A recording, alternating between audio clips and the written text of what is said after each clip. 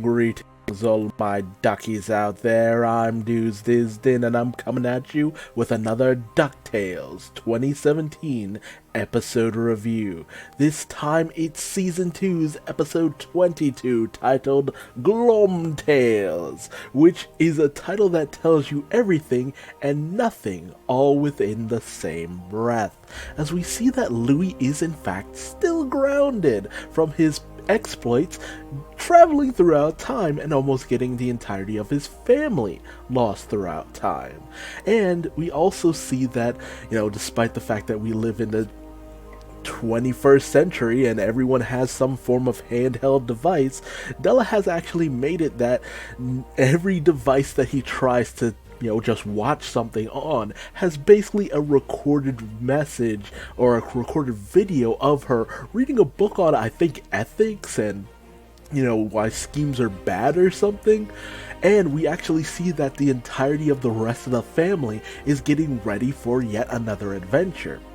And while Louis is okay with this at first, it actually ends up being the one adventure Louis would definitely want to be on, as this is actually a very lazy adventure and is actually to find the Hobo King's Ruby Vindle at Big Rock Candy Mountain. A string of words that I cannot consolidate to my life right now. Like, what even the hell is all of that? And, while everybody else is very excited, Louis is pissed. It's just like, this is the one adventure that I've always wanted to go on. And he demands to be allowed to go. But Della has put her foot down on this issue. Louis messed up big, and he has to learn a lesson from this. Meanwhile, we see Flintheart Glomgold trying to get into the Beagle's junkyard as he comes face to face with Ma Beagle and her Beagle boys. And while he tries his best to propose an alliance between all of them, saying that the best way to stop Scrooge is to ally themselves together, as we get the villain takeover of the theme song, which, aired like months back, right before I think season 2 even started up, which is a very fun sequence. I love it when they redo openings because it's always a fun time. It shows the commitment of the animation crew when they do stuff like that. Glomgold proposes to Ma Beagle, who we actually find out her first name is Catherine, when I was not ready to hear her having a real first name. I would have literally bet my bonnet that her first name was just Ma. Like, literally, her first name could have just been Ma and I'd be fine with that. But Glomgold exposits to the Beagles that the one reason that they continue to lose to Scrooge time and time again is because he has a family unit, a support, people who trust and love him. And, Glomgold wants in on that. And while the rest of the Beagle boys are all too willing to have a father figure in their lives, Ma Beagle isn't quite taken with the idea of basically being Glomgold's subordinates for the most part. But Glomgold very earnestly says, look, I can't beat Scrooge by myself. You can't beat Scrooge on your own. It's only together that we have any chance of winning. And while Ma originally just thinks this is over the bet, as that's about to come due, that little background plot point for the most part, where, whoever has the most money at the end of the day gets the whole kit and caboodle of both of them, Glomgold is just desperate at this point. This is his last chance to actually overcome Scrooge, and he needs help. And he just says that with everything in mind, with everything that he has planned, he knows that they might be able to do it. Get everything from Scrooge, and he'd be willing to share it with his family, including the deed to Duckburg, which is all Ma Beagle has ever wanted from the time of her great-grandpappy, I think it was. So the Beagles join forces with Glomgold in the new Legion of Doom.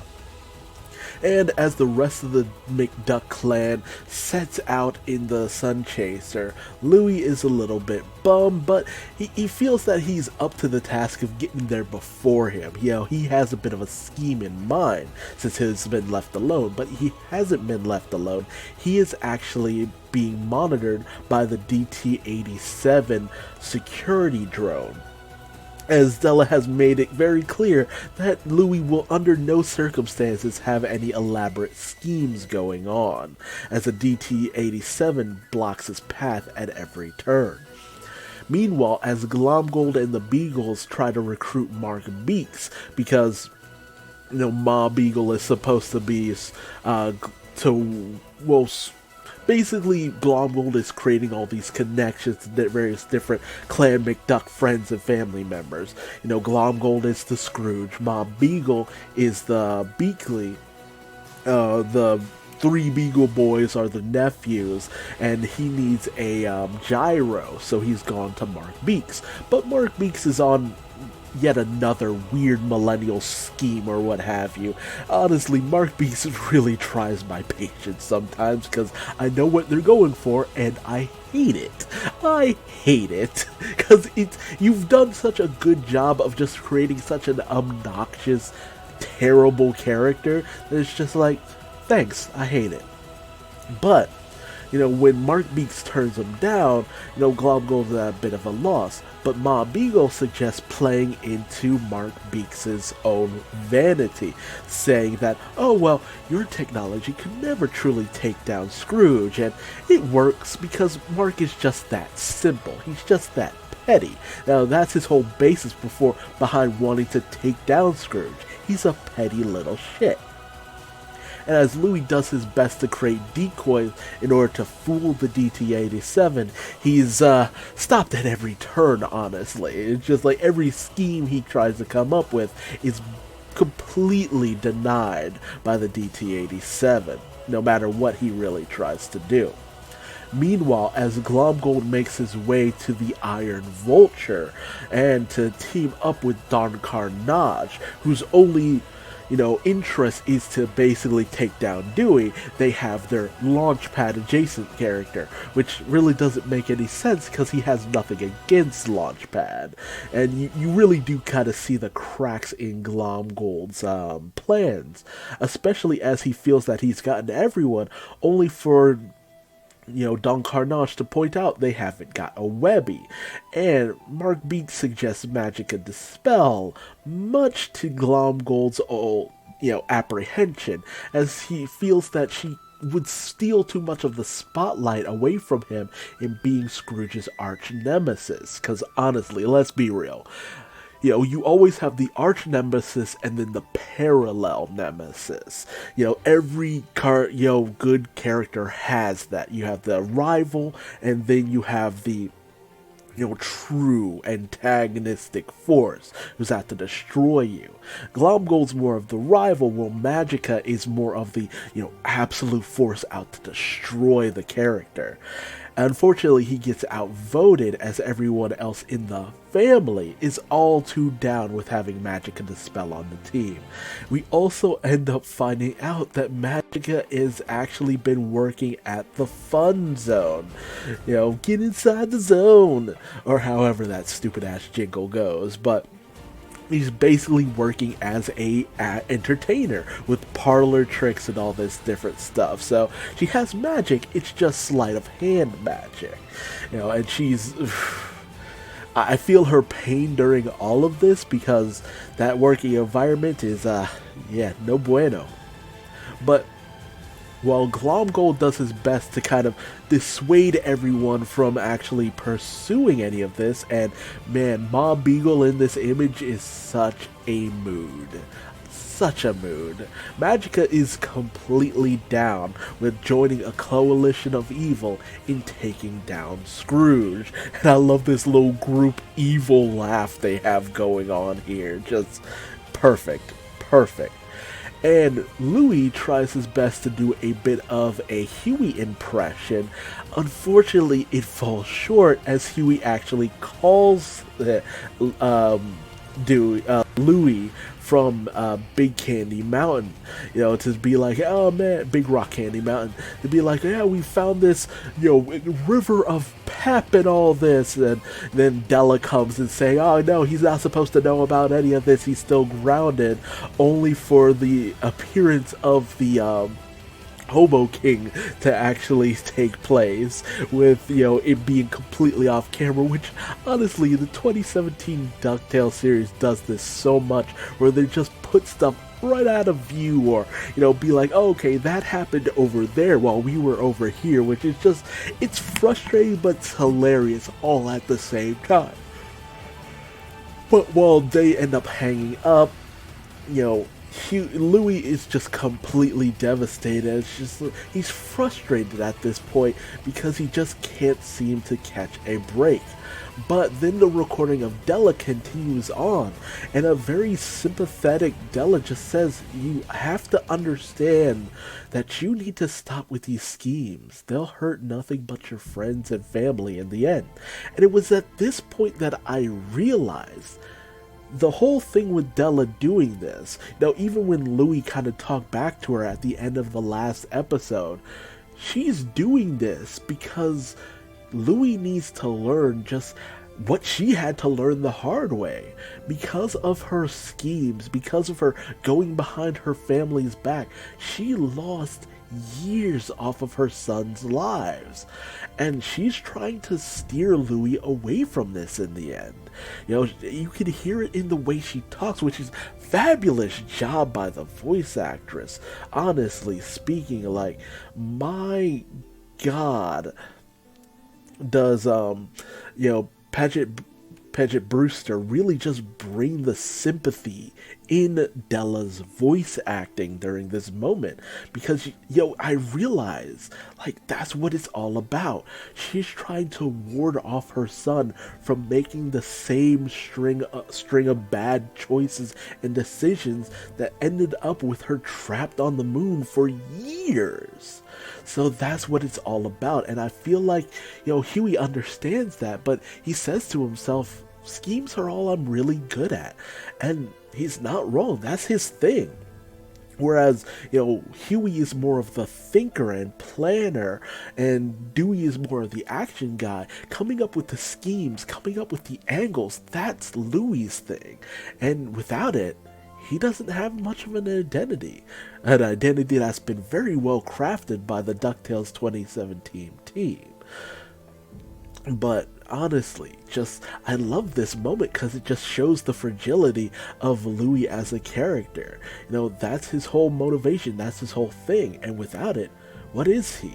How does he, express himself, be true to himself in a way that won't end up hurting everyone he knows and loves? And as we see all the villains making their way to the home of the McDuck clan, I want to take this moment to actually exposit that this whole moment is actually based off of a moment in the Italian DuckTales comics, which, has become kind of a recurring thing, where a lot of the best moments, a lot of the best plot points in this series come from a lot of the foreign-centric comics, this is based off of a storyline called Scrooge's Last Adventure, where Glomgold, in alliance with J.D. Rocker Duck, from that old Western story that Scrooge told to Louie that ended up trying to get an apprenticeship with Goldie O'Guild, which backfired on him. So it was Glomgold, J.D. Rocker Duck, Magica Dispel, as well as the Beagle Boys all coming together to try to outclass Scrooge, take his dime as well as his money.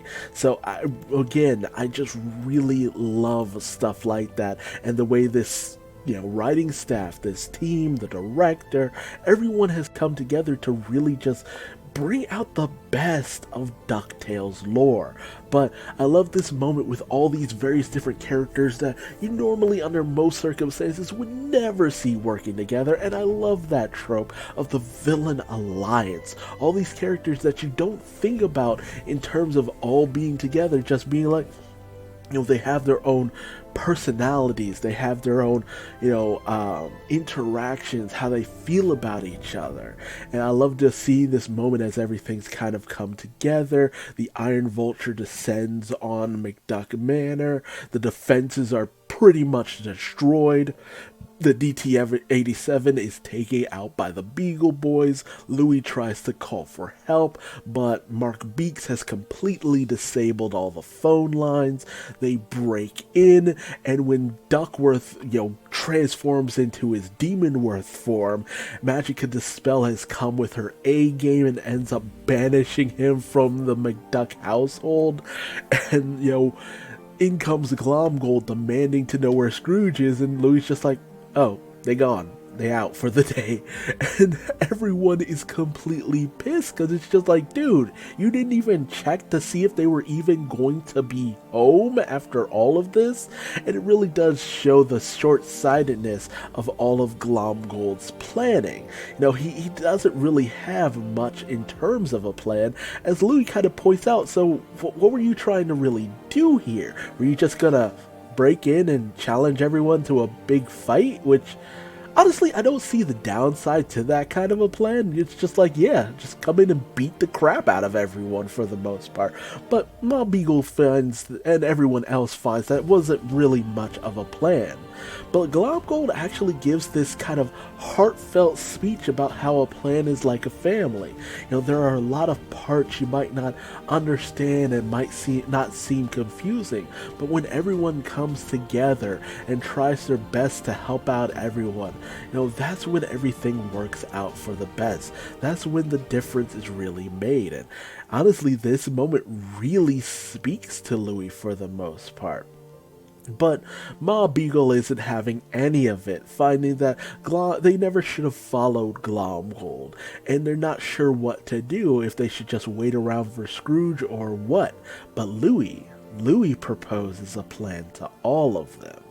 And as the, moment of truth where the two billionaires were supposed to kind of rack up their earnings and see who would win in the end, it seems for the most part like Owlsley will declare Scrooge the winner, and everything that is Glomgold will be turned over to Scrooge, including a much elated Owlsley, which, she's just all too ready to be under a more competent boss.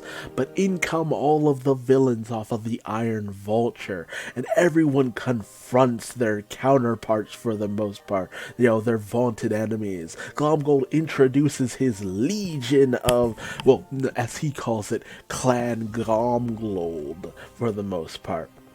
And they're all too ready to, give their villainous monologue about how they will defeat Scrooge and this and that and the other. And, a fight breaks out for the most part. Magica and Glomgold can't really set aside their differences in trying to take down Scrooge, which, ultimately was always going to be the situation. Too many people who just want to take on too many other people, so it was always going to turn out like this. And as everyone actually ends up being cornered by Clan Glomgold, in comes Louis telling them to knock it off. As I love this reaction to the family, where they're just like, oh, this is one of Louis' schemes, of course, as he shows up with the rest of the villains at everyone's side, much to Scrooge's bewilderment. And he's just like, wait, you've allied yourself with all of my worst enemies? And Glomgold exposits that he was actually the one to win the bet in the end, as, Louis exposits that, whereas Glomgold by himself didn't have enough money to beat Scrooge, only the second richest duck in all of the world, with all of the villains pooling all the resources and money together, Glomgold has more than enough to beat Scrooge, which honestly Mark Beeks in and of himself would have been good enough for that. He's like the third richest duck in all of the world, so him by himself would have just completely eclipsed all of the researches that Scrooge had, in alliance with Glomgold's resources. And with that, Glomgold wins the bet and claims everything that is Scrooge's, along with his new partner, Llewellyn Duck. And Glomgold is all too ready to betray all of his newfound allies, making it clear that this was kind of always the plan. He is the ultimate greedy miser as he claims all of their money and resources for himself. Louis makes it clear that, yes, Flintheart Glomgold did end up winning the bet, but Flintheart Glomgold's name is not Flintheart Glomgold. It's Duke Baloney, and that blew my mind when they mentioned that, because I'm just like, my god, that plot point actually had more relevance outside of just an in-depth look at Flintheart's background. I was so shocked to actually see them bring that to the forefront. And because of the fact that, Glomgold's name is not actually Glomgold, that means all the money, all the resources, everything has been turned over to Flintheart's newly appointed partner, Llewellyn Duck, meaning that he gets the entire kit and caboodle of Flintheart's money, Scrooge's money, and all of the villains' money, as everyone is all too ready to turn on Flintheart after the stunt he pulled, and how they weren't even able to actually get one over on Scrooge in the end, and Flintheart was taken to task by a little child, as Glomgold ends up diving into the waters below, and all of the villains, rush off with all of their money in order to at least try to keep what they've got. And as Della is actually overjoyed that, Louis managed to pull one over on all of the villains, Louis makes it known that, look, Mom, I'm sorry, but scheming's all I've really got. That's my entire character. Without that, I don't know who I am. But Della pledges that as long as Louis thinks about his family and puts his scheming to good use, as long as he does that, she'll at least try to keep his scheming on track with a little bit of heart and hope and faith. And as, she asks Louis to hand over everything back to Scrooge, we end our episode with Louis pausing, and it being very clear he's not quite ready to hand over all that money. Because, let's be clear, this is everything that Louis ever wanted. The money, the resources, everything came to him in one swift motion. Technically, he's not obligated to hand over everything, although he's a minor, so yeah, he technically can't be in control of all of that, but even still, dude, hell, if anything, I'd just hand over everything that was Scrooge back to Scrooge and just take over Glomgold Industries, see what he could do from there. I wouldn't even be surprised with any of that, because that's kind of always been the thing with Louis, just playing into the whole theme of Glomgold with at least I think it was Louis who ended up being Glomgold's caddy in that season 1 episode where they had the golfing tournament, mystical golfing tournament and all that. But honestly, I'm not even surprised by this pause, as, this is what Louis' been after. For the entirety that we've known Louis, he's been after that quick, big, get rich moment. And with all of the money and resources from both Scrooge and Glomgold, he'd be set for life, and his entire lifetime. We'll just have to wait and see what happens next episode, but tell me your thoughts and feelings about this episode in the comments section below. How did you feel about Louis during this the course of this episode? Do you feel that scheming is all he really is good at, or do you feel that there's something much deeper to Louis that he's not truly seeing?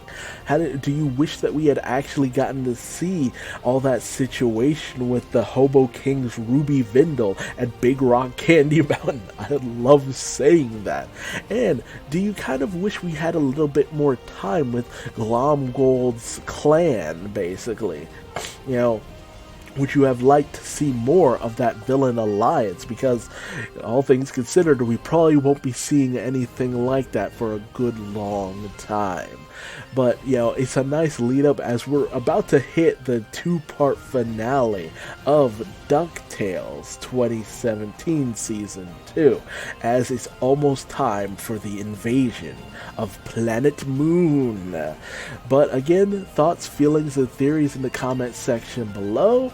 If you think we're going to see more of that Villains Alliance in Season 3, I would be down for it. Always down for a good Villains Alliance.